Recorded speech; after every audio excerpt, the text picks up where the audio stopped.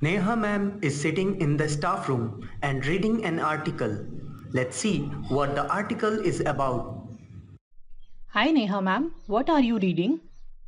Hi Geeta ma'am, I'm reading an article about making students organized learners. Oh, that's nice.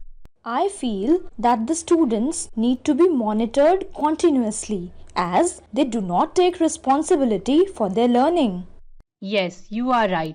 I feel the same. And a lack of self motivation to learn can also be seen in the students. That's true.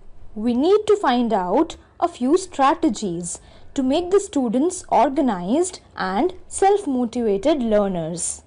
As we are having a teachers' meeting tomorrow, let's keep this point for the discussion. That's a good idea. We can have a discussion and create some strategies in tomorrow's meeting. Let's find out what all strategies are discussed.